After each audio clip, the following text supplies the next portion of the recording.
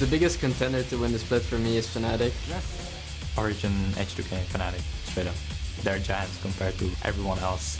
The two contenders is H2K and Fnatic. Fnatic is obviously gonna be the front runner. And then there's like us and Giants, maybe like Gambit. Actually, I think we are in a good enough spot. We are slowly improving with some shaky moments sometimes. Honestly, going into the split, I thought Rocket would impress me, but that's just the Rocket from scrims, I suppose. And on stage, I was really sad to see them just not being able to perform, because they absolutely smashed us in scrims. Like, wow. De momento la tabla baja era como esperaba. También es verdad que va a cambiar mucho porque a ser Bo 1 no veo ningún equipo que no tenga posibilidades, que está a un nivel muy abajo. Even though SK was like 0 or something, they actually won past 2 games. I feel like right now we're starting to gain more confidence, show the way we want to play the game. It's just dynamic, so you can't really say what's gonna happen next.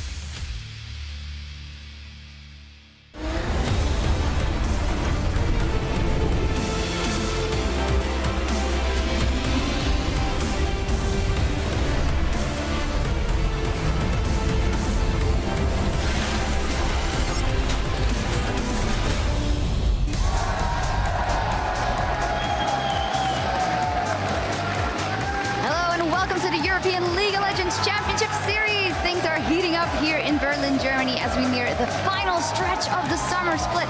As you can see, everybody's very excited to be here in our studio. The sun has actually come out, which is good for our fans who were waiting outside just a couple of minutes ago. There's Pyra and Quickshot making some new friends, bonding with the fans that are visiting the studio here today before the show. They're the Copenhagen Wolves entering the studio with a lot of swag, might I add, looking for, well, a victory for them in this one. Same goes for Rocket there, Mr. Rawls, his second week with the team, and we'll see what they can do. I'm Evje Sjogge here on the analyst desk with Challenger Series shoutcaster James Stress O'Leary and Mitch Krepo Voorspoels to take a closer look at the league, sporting that, well, mini Monty look. Whoa, whoa, whoa, whoa, whoa, whoa, whoa, whoa. More like Monty 2.0. All right, well, Mitch, please. Well, we'll leave that in the middle. We'll leave that in the middle. We do got to talk about the standings, though, because we're seeing some clear divisions there. At the top of the table, Fnatic is still #1. They're undefeated, 8 straight wins, and they could actually tie their own streak record later here today. H2K in second, Origin right behind that, and then a lot of middle-of-the-table teams, and we are starting to see some very clear divisions when it comes to the table. Yeah, big divide. It's kind of 3 and then 7 with a big stack down at the bottom at 2 and 6 when it comes to how the teams are spread out. And honestly, there are a lot of factors that go into that, but it just, right now, Origin, H2K, Fnatic looking so much stronger than all of the other teams in the league. Yeah, we actually went on a bit of a quest to find out what separates these 3 teams from the bottom 7, and we nailed down to 3 bullet points, pretty much. The first one, and that's the most important one in my opinion, is that you need to have 3 carries, so a triple threat composition. Yes, I know every team has a top laner, mid laner, and AD carry, but they need to be able to carry the game on their own merit. They need to stand out, and especially in the likes of H2K, you see that with Oduan in the top lane and then Hjarnan in the bot lane doing a lot of damage, and then Ryu having a bit of that utility role, so it's nicely evenly spread. In addition to that, you need to have your jungler and your support work together. A lot of these teams, they don't really use them together, but if you look at the top teams like Fnatic, you always see Reignover and Yellowstar move together for that map control, for those wards, for that vision. And then in addition to that, you have the good shot calling. All these teams have shown really good macro level play. Origin, perhaps not so much because they steamroll their opponents usually. And that mixed together makes for a quality top tier team. And I feel like all these lower tier teams are lacking at least one of those. Yeah, that's really interesting that you bring that up, and it's not always the same thing for every team. I mean, for Unicorns, it's pretty much the shot calling. They end up kind of taking these weird fights. For Gambit, it's that synergy isn't always quite there. So each team has unique things to work on, but you can start to place them within these 3 categories if you kind of try and generalize quite a bit. Yeah, we'll start and track through the day what these teams are showing, but you've heard what these guys think, but we want to know from you as well. So tweet at LL Esports and let us know, what do you think makes a top-tier team and why? As said, you know the drill, tweet at LL Esports and use that hashtag LCS, and we'll talk over your answers here later today. Now, we have 5 games on the slate. We're going to start off the day with Rocket versus the Copenhagen Wolves. We also have the Unicorns of Love versus Giants, and of course, our game of the week, as you can see there, after Origin versus Gambit, it's Fnatic versus H2K, which is going to be a great matchup. 4th game of the day, but a lot of matchups all around. And as said, the spotlight has been on Fnatic since the spring split. We're going to take a look at their opponents now, though, H2K with the Fisho. Thank you very much, Shucks. Yeah, I'm going to take a look at H2K and what they do so well, because currently they're sitting as number 2 in the European LCS. They might have a chance to beat Fnatic later today and take that number 1 spot.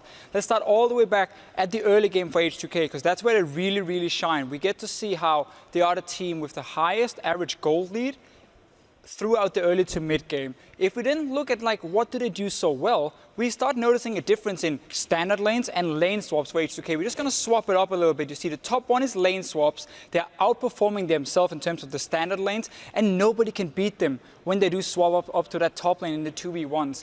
I have a clip highlighting what H2K does so well. One of the things is the ability to pre-plan your plays. So just before we started, you could notice how the bot lane here, the jungler and top laner, Odoamne and Lulex, they started all the way down here at their own red buff. Then they move all the way up to the top lane, skipping their own blue buff. This is what goes wrong for Giants, because they're timing the jungle clear, saying, okay, they're going to do red, they're going to do blue, so we know if we move top lane, we're going to make it to the tower, we're fine. But H2K, they're one step ahead. They skip that buff, they get up to the top lane and start zoning away the 3 members from Giants away from the tower. We can just roll the clip, and we get to see how Giants are now stuck between 2 towers. They can never really do anything, and all H2K wants to do now is deny farm from Whirlip and also take down that top tower a lot faster than Atri down this bottom lane here can do on his own. They even get a kill for it because Godfred, he overextends, he ends up going down, they get the tower. Now this is the first play, 3 minutes, and then we go a little bit, further into the early game.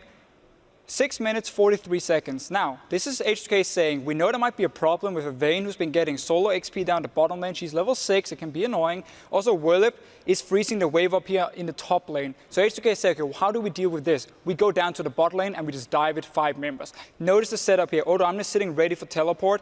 Bot lane is being pushed in by Yanin and, of course, Kesing. So if we just roll the clip, we can see how they're calling down everyone. Lulex is coming, Ryu is roaming from the mid lane, and Adrian, level 6 Vayne, can't do anything.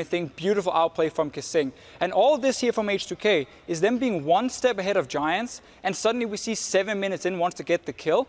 1,500 goal lead already for them. No towers going down. Giants are already a step behind. And it's very interesting if you then follow H2K further in the game and you see how they really snowball that lead, because it's not through dragons, it's not through barons, no, it's towers. They keep getting all these towers down. It creates a massive goal lead they use to then snowball the game. If you compare that to like Fnatic, you can see Fnatic has 13 barons to only 6 of H2K, because Fnatic rely more on getting that objective to close out the game. H2K, it's taking all your towers, and then as Crepo highlighted on the analyst desk, it's the triple threat composition where you have Odoamne, Ryu, and Yanin as the main damage dealers. We just see here compared to the average of the league. Notice how we have Odoamne and Yanin further or pretty far ahead compared to the standard top and AD carry. But then Ryu, of course, he's the sacrifice here. He's going down in terms of overall damage, but it's still 3 carries. And the reason Ryu is down in damage, it's because he's sacrificing himself for the enemy carries. I mean, notice here how he's just chasing Candy Panda. He pops another gold card. He doesn't use it on anyone. He only wants Candy Panda. He wants to trade his own life for one of the carries of SK Gaming. Flashes over the wall. Difficult position for him to be in, but he gets the kill. And now he knows that Odoamne and Yanin has enough damage to clean up the rest of the fight. And this is how H2K keep playing. So if they get a lane swap against Fnatic, we might see a similar game for H2K where they try to snowball from the early game. But we'll, of course, talk more about that later in the day. For now, it's about the first match. We're going to hear what Freeze has to say about this change Rocket made down the bottom lane, because he doesn't think it's going to work out so well. Rallis is a passive AD carry, and normally passive AD carry is really good in aggressive teams because that will be the backbone of the team, and he will step up when he needs to. But if you bring a passive AD carry into already passive team, then I'm not sure if it was upgrade or if it was downgrade, because Woolite was actually playing aggressive. Yeah, sure, he was throwing games, but he was one of the few that actually tried to do something in the team. So I'm really not sure if it's the upgrade or downgrade.